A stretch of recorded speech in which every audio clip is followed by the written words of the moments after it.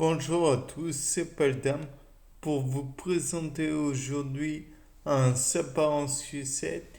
Et aujourd'hui je me suis demandé s'il n'était pas envisageable de produire un médicament à base de bactéries ou autres qui pourrait tuer ou du moins consommer, paralyser, enfin bref, mettre hors d'état de nuire certains rotavirus.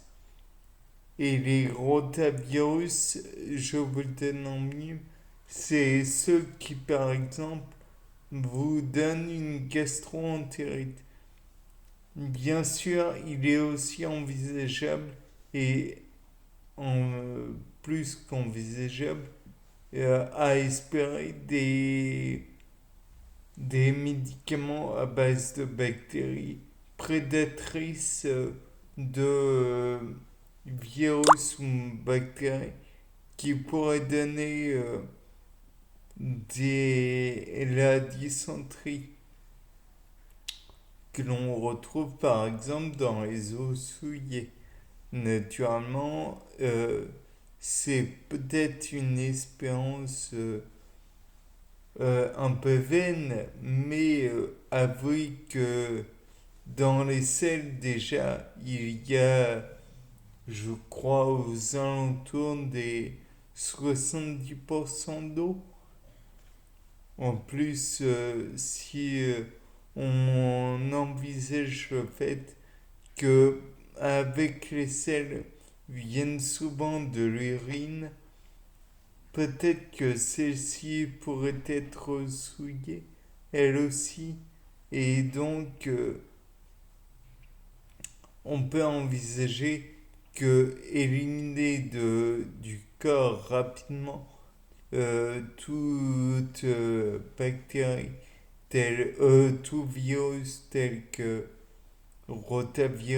des rotavirus, ou même envisager de détruire des bactéries telles que Vibrio cholera, ce serait assez plaisant et peut-être même que c'est envisageable puisque comme vous le savez, il existe des bactériophages.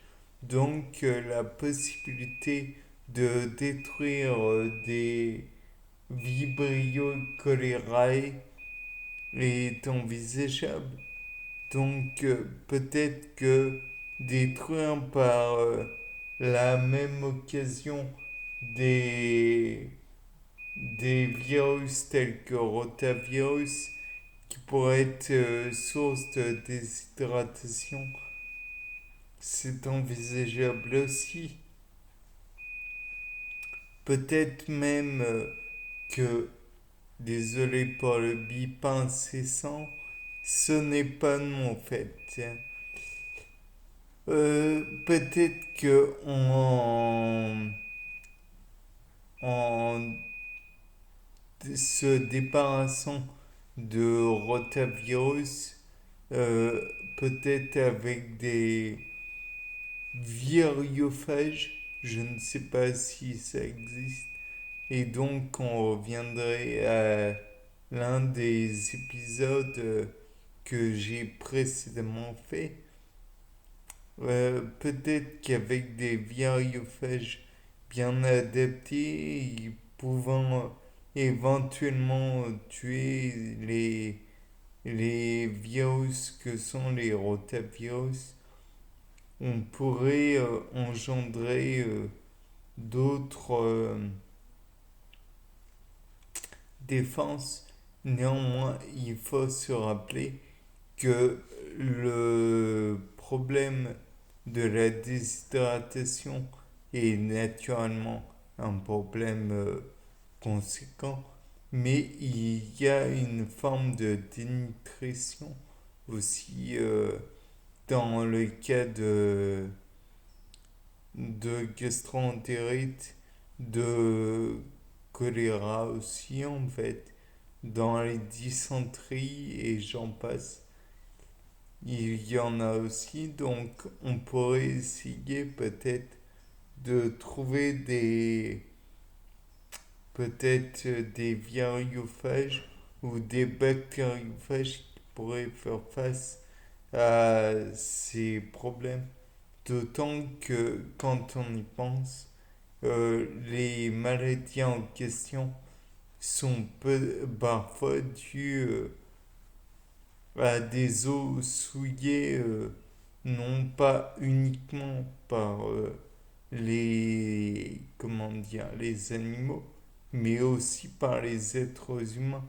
Pensons au Gange qui est un fleuve secret, chacun sa culture.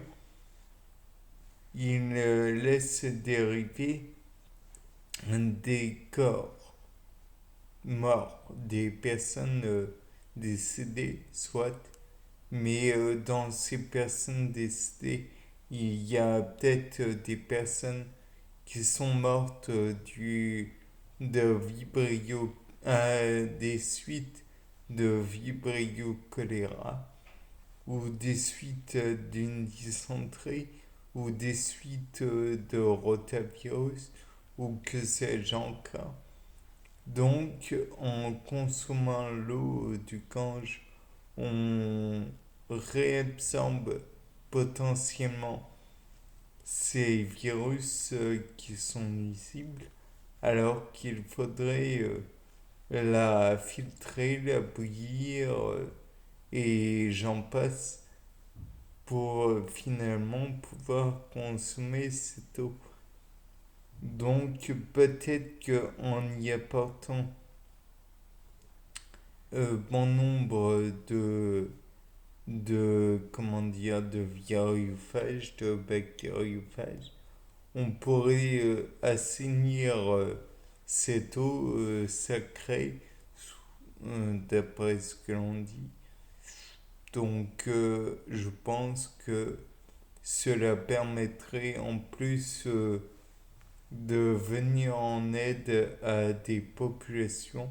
Certes, le Gange en Inde n'est pas le seul fleuve qui puisse être problématique. Je stigmatise ce fleuve, mais il faut savoir que le Nil est aussi en ligne de mire. Il peut aussi être envisageable que des fleuves autres tels que le Rhône ou la Seine ou la Loire ou que sais-je encore puissent être problématiques et puisqu'elles peuvent déborder et donc engendrer des problèmes d'inondation. Dans ce genre de circonstances, il n'y a plus accès à l'eau potable, donc il est envisageable que les gens puissent se rabattre sur des eaux souillées éventuellement, ou alors puissent consommer involontairement de l'eau qui a eu un développement bactérien, alors que l'on aurait pu envisager que celle-ci était limpide, était pure, était buvable, potable. En même temps, si on a affaire à des eaux qui ne peuvent pas être canalisées, contrôlées, il faudrait envisager de faire des réservoirs pour les cas où. Et dans ce cas, on pourrait envisager de prendre cette eau et stagnante, malheureusement,